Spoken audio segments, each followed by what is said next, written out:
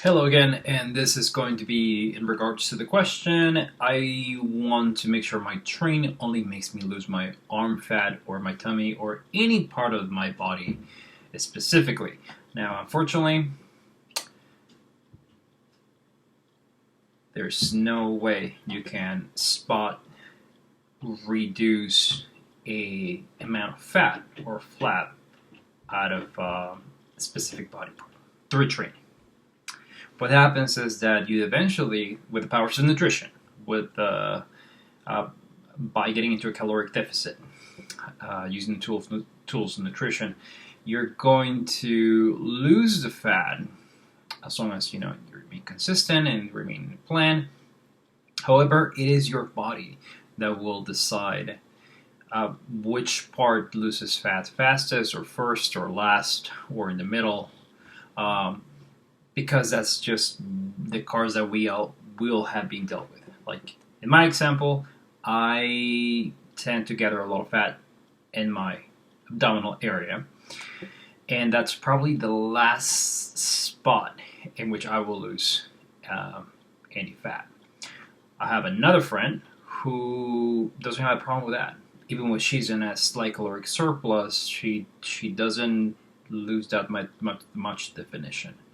And again, I have another friend who has a very visible back muscle separation.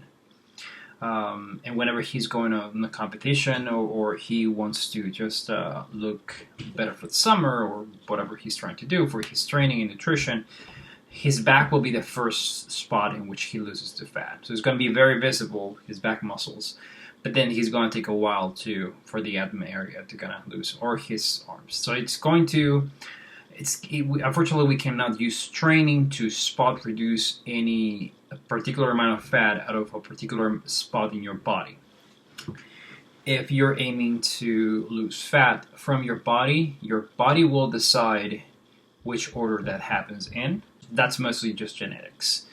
The genetics will determine many things about your training, including where the insertions of your muscles go, and what maybe you'll be able to squat. I see this a lot in clients. They're able to squat a lot more faster and heavier than I used to up until today, because their hip complex is a little stronger than mine. They're able to underload like a lot of weight without that being a setback.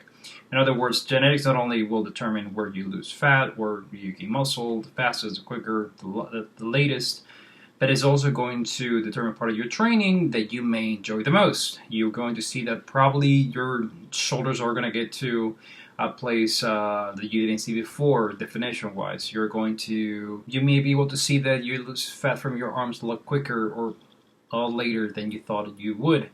But if you're in a caloric deficit, that's going to be the end game anyway. So as long as you stick with a consistent path of your nutrition, keeping your calories, keeping the habits that we're going to go through in the training, you're going to be in the clear.